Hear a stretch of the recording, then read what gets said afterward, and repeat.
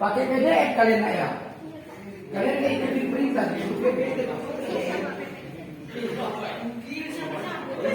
Assalamualaikum warahmatullahi wabarakatuh. Waalaikumsalam. Shalom. Kok kuat lebih ulang-ulang? Assalamualaikum warahmatullahi wabarakatuh. Waalaikumsalam warahmatullahi wabarakatuh. Shalom, Om Swastiastu, Namo Buddhaya, salam kebajikan. Selamat pagi semuanya. Pagi. Perkenalkan, nama saya Lovely. Nama saya Rasel. Nama saya Julika. Nama saya Gabriel. Nama saya Kenneth. Nama saya Meli. Nama saya Ismail. Nama saya Natsila. Nama saya Ignatius. Kami di sini dari kelompok 4 ingin menguraikan tentang teori masuknya agama dan kebudayaan Hindu-Buddha di Indonesia. Kalian perhatikan. Yang pertama adalah teori Waisa. Teori Waisa ini dikemukakan oleh N.J. Long didasarkan pada alasan bahwa motivasi terbesar datangnya bangsa India ke Indonesia adalah untuk berdagang. Golongan terbesar yang datang ke Indonesia adalah para pedagang India, kasta Waisa. Mereka bermukim di Indonesia, bahkan menikah dengan orang Indonesia. Selanjutnya, mereka aktif melakukan hubungan sosial, tidak dengan masyarakat Indonesia secara umum, tapi juga dengan pemimpin kelompok masyarakat. Lewat interaksi itu, mereka menyebarkan dan memperkenalkan agama dan kebudayaan mereka. Teori Waisa ini diragukan kebenarannya jika para pedagang yang berperan terhadap penyebaran kebudayaan pusat-pusat kebudayaan mestinya hanya terdapat di wilayah perdagangan, seperti di pelabuhan atau di pusat kota yang ada di dekatnya. Kenyataannya, pengaruh kebudayaan Hindu ini banyak terdapat di wilayah pedalaman. Dibuktikan dengan adanya kerajaan-kerajaan bercorak Hindu di pedalaman Pulau Jawa. Selanjutnya, teori Sudra dibacakan oleh Raisa. Teori Sudra. Diri. Biar kelihatan cantik. Teori Sudra. Teori Sudra adalah teori yang menyatakan bahwa agama Hindu dibawa masuk ke Indonesia oleh kalangan kelas bawah seperti Buddha atau buruh pekerja dari India atau kasta Sudra. Dalam agama Hindu, kasta Sudra termasuk kasta paling rendah, yaitu terdiri dari pemulung, pengemis, budak, dan lain-lain.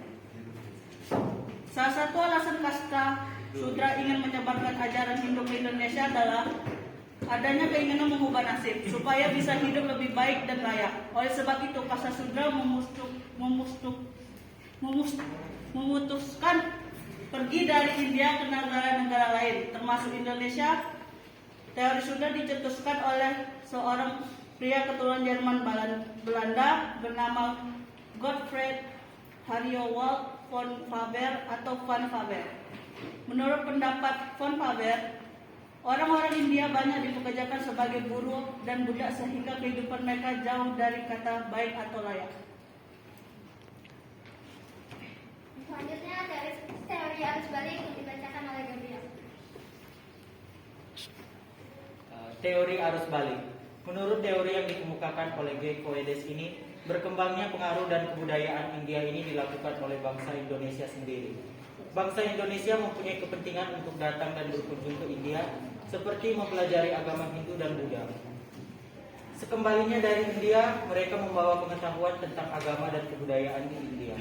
Banyak orang lebih meyakini teori arus balik ini masih memerlukan banyak bukti lagi untuk memperkuat kebenarannya. Sementara itu, sekitar abad 5, agama Buddha mulai dikenal di Indonesia. Pada akhir abad ke-5, seorang biksu Buddha dari India mendarat di sebuah kerajaan di Pulau Jawa, tepatnya di Jawa Tengah sekarang. Pada akhir abad ke-7, Ising, peziarah Buddha dari Tiongkok, berkunjung ke Pulau Sumatera. Kala itu disebut Suwarna Bumi, tepatnya di Kerajaan Sriwijaya. Ia menemukan bahwa ajaran Buddha diterima luas oleh rakyat, dengan Sriwijaya sebagai pusat penting pembelajaran ajaran Buddha.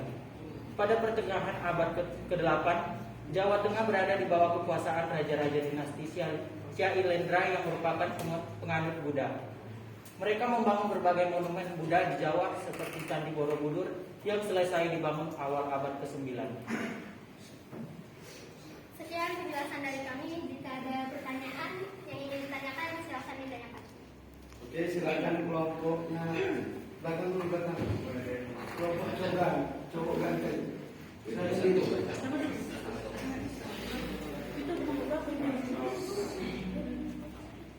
Kalian siap-siap ya. Berdiri.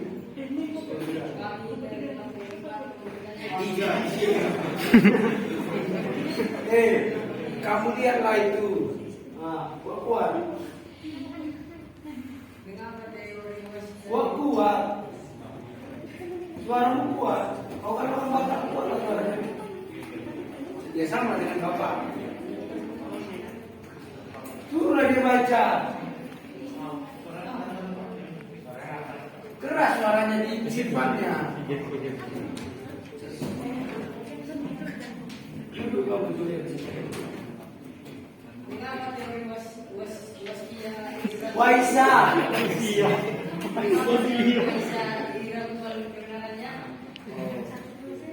Oke, simpan dulu ya.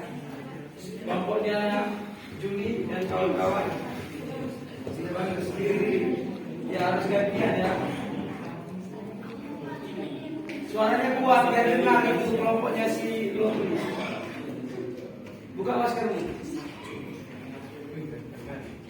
Saya dari kelompok 2 ingin bertanya, jelaskan mengapa pedagang India bisa disebut golongan terbesar yang datang ke Indonesia. Ya, terima kasih. Kelompoknya itu Alvin. Saya dari kelompok 1 ingin bertanya, alasan teori Waisa diragukan. Sama tadi kan? Yang ketiga tuh salah jawab pertanyaan apa? Maksudnya? Mereka pertanyaan yang dikasih beda sama yang mereka tanya. Manusia tidak luput dari kesalahan. Masalahnya kau melakukan kesalahan terus. Oh iya. Oke lanjut. Jawab. Saya akan menjawab pertanyaan dari kelompok 1. Nah. Alasan dari Waisa diragukan. Dari Waisa diragukan kebenarannya jika para pedagang yang berperan terhadap penyebar kebudayaan, pusat-pusat kebudayaan mestinya hanya terdapat di wilayah perdagangan seperti di pelabuhan atau di pusat kota yang ada di dekatnya.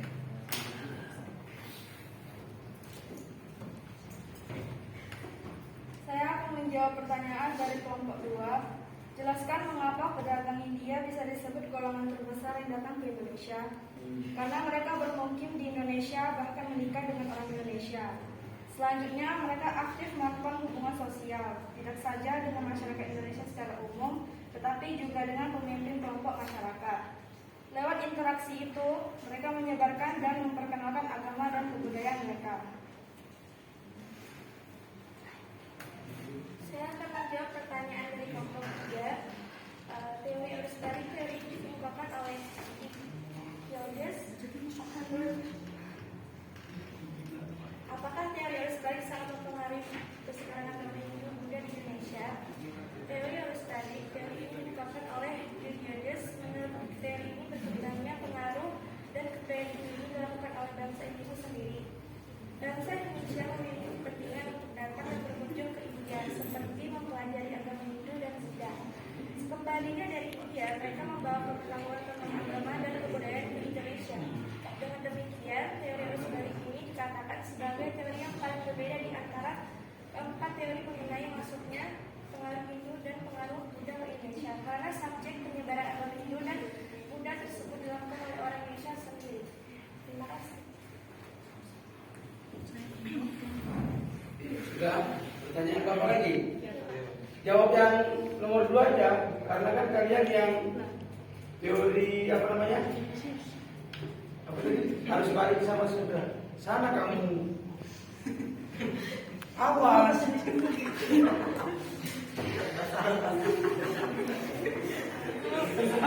Baca. Buka maskermu.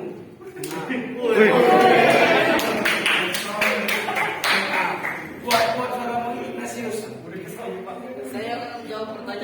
Saya akan menjawab pertanyaan dari Pak Sidi. Nomor 2, uraikanlah perbedaan teori-teori maksudnya agama dan kebudayaan Hindu di Indonesia. Teori kesatria. Bukan. Teori kelompokmu aja. Tahu kan teori kelompokmu?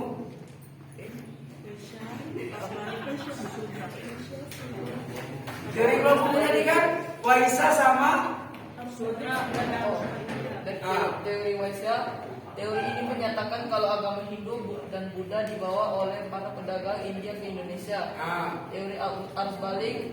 Teori ini menyatakan bahwa agama Hindu dan Buddha dibawa oleh orang Indonesia yang pergi belajar ke India dan orang Indonesia balik dari India untuk menyebarkan agama Hindu dan Buddha ke Indonesia. Dan terakhir teori Sudra, teori yang menyatakan bahwa agama Hindu dibawa masuk ke Indonesia oleh kalangan kelas bawah seperti Buddha atau buruh pekerja dari India atau kasta Sudra. Dalam agama Hindu, kasta Sudra termasuk kasta paling rendah yang terdiri dari pemulung, pengemis, budak, dan lain-lain. Oke, tepuk tangan nak.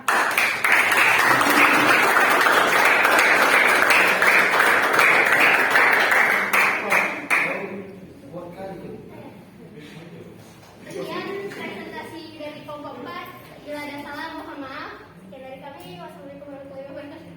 Oke. Terima kasih.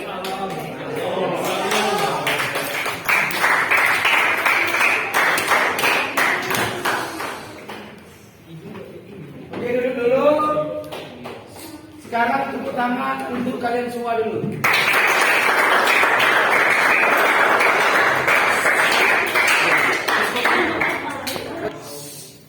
Udah Bang? Udah. Bapak simpulkan nak ya. Sekarang kalian waktunya mendengar.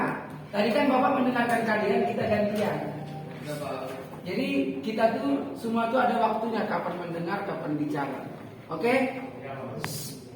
Teori masuknya agama Hindu dan Buddha di Indonesia. Ya kan? Kalau kemarin kan kita sudah belajar kelompok 1 dan 2 sejarah agama Hindu dan Buddha, ya kan? Yang pertama teori Brahmana atau pendeta. Menurut J.C. Van Leeuwen, teori ini dikemukakan oleh J.C. Van Leeuwen. Para Brahmana datang dari India ke Indonesia atas undangan pemimpin suku dalam rangka untuk melegitimasi kekuasaan. Melegitimasi adalah melegalkan, ya, atau meresmikan, ya, bukan merestui. Nanti kalau direstui kalau nikah, ya, kekuasaan mereka sehingga setara dengan raja-raja di India, sehingga nanti kerajaan tersebut diakui gitu, ya. Kemudian teori ini didasarkan pada pengamatan terhadap sisa-sisa peninggalan kerajaan bercorak Hindu di Indonesia. Nanti kita belajar habis ini nak ya. Contoh, kerajaan bercorak Hindu itu ada kerajaan Kutai, ya kan, di Kalimantan di timur. Nanti kita juga belajar ada kerajaan Sriwijaya, kerajaan Buddha terbesar di Asia Tenggara. Kerajaan Sriwijaya ini berada pusatnya di Sumatera Selatan atau di Palembang, ya. Kemudian alasan lainnya adalah prasasti-prasasti yang ditemukan itu berbahasa Sanskerta dan huruf Palawa. Dan bahasa dan huruf Palawa ini pada waktu itu Bapak pinjam rayal untuk ini kan nak dapat jelasin operator. Pinjam rayal. Siap sini nak.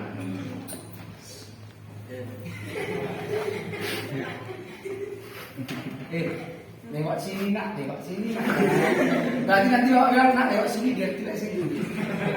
Terakhir, masih sini nak ya. Ya perhatikan Bapak.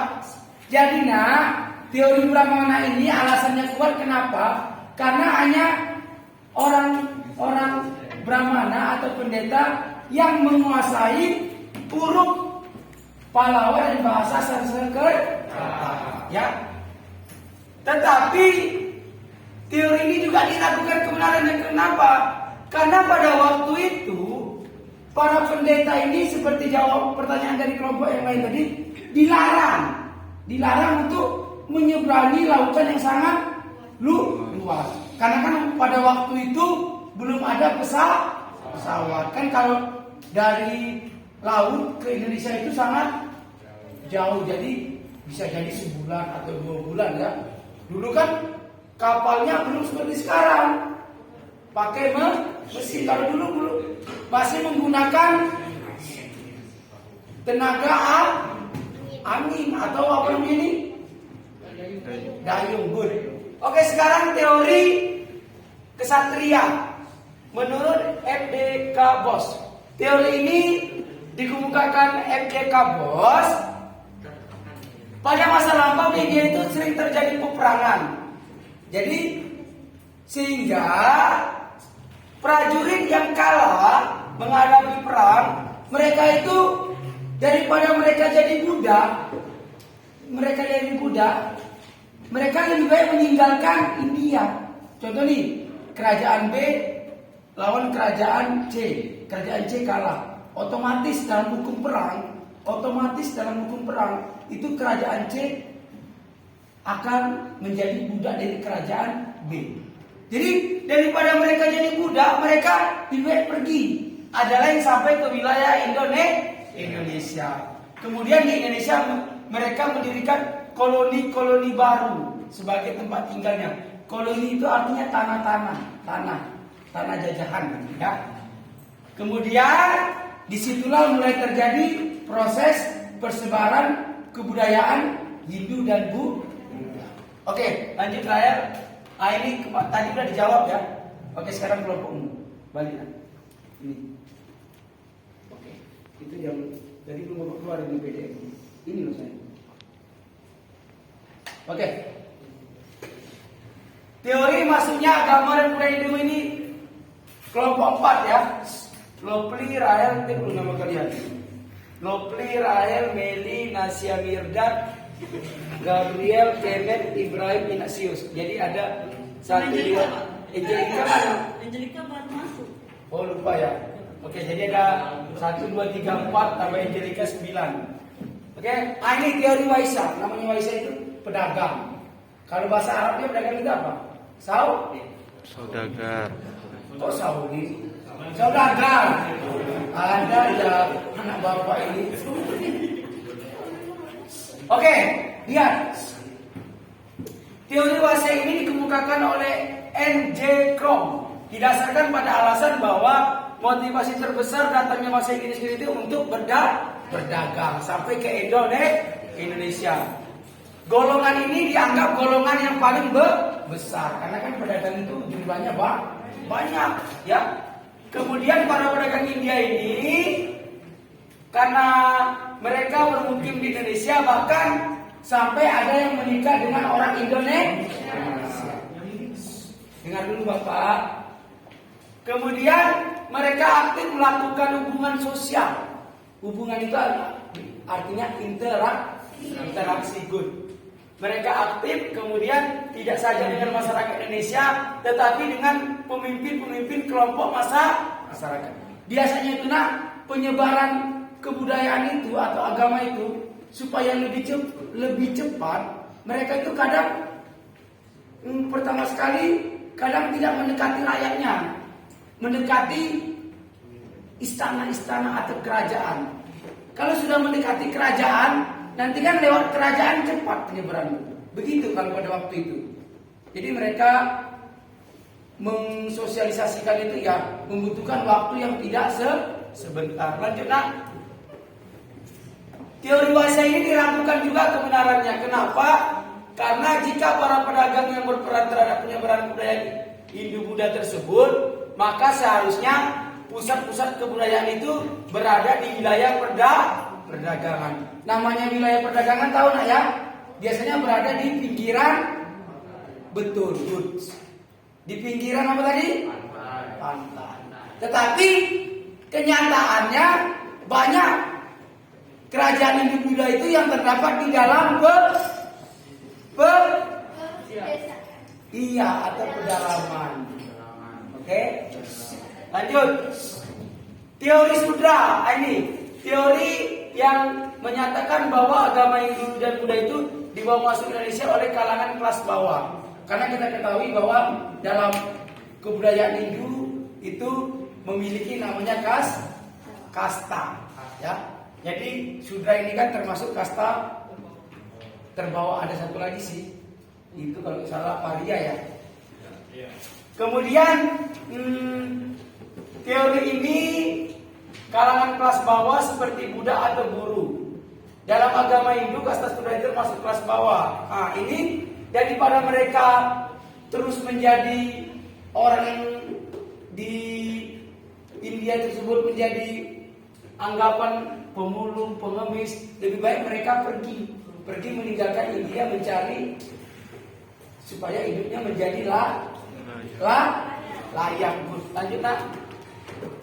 Salah satu alasan kasta sudra ini adalah menyebarkan ajaran ini di Indonesia itu adanya keinginan untuk, nah itu yang Bapak bilang tadi, keinginan mereka untuk mengubah nasib mereka menjadi lebih layak. Kalau mereka tetap mempertahankan tinggal di India, mereka tetap saja. Tetapi nak, apakah kasta sudra, contoh nih, bisa menjadi Perdana Menteri India? Jawabannya bisa. Orang yang sekarang menjabat PM India itu, kalau nggak Pak Salah kemarin pernah baca, itu dari kasta sudra. Hebat kan? Karena dalam pemerintahan mereka tidak berdasarkan kasta, dalam keyakinan aja ya kan. Oke, teori ini juga dicetuskan oleh seorang pria keturunan Jerman Belanda bernama Gottfried Hariowa von Faber atau Van Faber. Ya kalau namanya pakai Van itu orang Belanda ya. Marcos, Van Basten, Van der Boel, Van der Pak semua. Kebanyakan gitu ya, ada ciri khas. Kalau orang Indonesia itu namanya Budi, Joko, ya kan. Makanya Bapak sekarang aneh, nama orang Indonesia itu sekarang kebarat-baratan. Michael, David, aduh, bingung Bapak. Menurut pendapat Van Faber, dan dengan lagi, orang-orang di India itu banyak dipekerjakan buruh dan budak, sehingga kehidupan mereka jauh dari kata baik atau layak. Lanjut nak. Nah ini teori yang sebalik. Ini dikemukakan oleh G. Coedes. Ini berkembang pengaruh dan budaya India ini dilakukan oleh bangsa Indonesia sendiri. Artinya seperti Bapak yang sampaikan kemarin, dengan dulu nak, perhatikan ada beberapa pelajar atau orang Indonesia yang pergi ke India untuk belajar. Kemudian ketika mereka sudah belajar, mereka kembali ke Indonesia. Ya, apa yang mereka dapatkan di sana disebarkan di Indonesia. Dan dengan banyak orang yang lebih meyakini teori ini karena meyakini teori ini memerlukan banyak bukti lagi untuk memperkuat kebenarannya. Sementara itu sekitar abad ke-5 Masehi, agama Buddha mulai dikenal di Indonesia. Pada akhir abad ke-5, seorang biksu Buddha dari India mendarat di sebuah kerajaan di Pulau Jawa, tepatnya di Jawa Tengah sekarang. Lanjut. Oke, pada akhir abad ke-7, Pising peziarah Buddha dari Tiongkok berkunjung ke Pulau Sumatera, kala itu disebut Suwarnabhumi. Sumatera pada waktu namanya Suwarnabhumi, tepatnya di Kerajaan Sriwijaya. Seperti waktu yang tadi, Kerajaan Sriwijaya ini kerajaan terbesar pada waktu itu di Asia Tenggara. Ya, kerajaan Buddha. Bahkan pendidikan pembelajaran itu pusatnya di Sriwijaya. Makanya kita harus bangga. Nanti habis ini kita belajar materi kerajaan, kita nanti harus tahu silsilah rajanya ya. Oke, pada pertengahan abad ke-8, Jawa Tengah berada di bawah kekuasaan raja-raja dinasti Sailendra merupakan penganut Buddha. Mereka membangun berbagai Buddha di Jawa seperti Candi Borobudur yang selesai dibangun abad ke-9. Bayangkan, Candi Borobudur itu diperkirakan dibangun abad ke-9, sekarang udah abad ke-21, masih ada. Ya, masih ada. Kemarin kan udah tahu kan, guna candi itu yang paling pokok untuk apa nak? Betul, bukan tempat kreasi sebenarnya ya, bukan tempat wisata. Sebenarnya itu tempat untuk ibadah. Kalau namanya tempat ibadah itu ya harus dijaga. Karena namanya tempat ibadah itu kan kita ibadah itu harus sah. Betul, harus sah. Lanjut nak. Oke, ini materi tadi sudah ya. Jadi ada pertanyaan dari sini, tolong angkat tangan. Boleh? Ada pertanyaan? Apa udah cukup pertanyaan tadi? Oke, demikian diskusi hari ini. Bapak juga sudah simpulkan. Bapak perhatikan sudah baik lah, karena ini baru kan. untuk pelajaran Bapak, tapi kedepannya harus lebih baik. Oke, selamat pagi. Kita selesaikan di sini. Lebih dan kurang Bapak minta maaf. Oke, tepuk tangan lagi untuk kalian semua.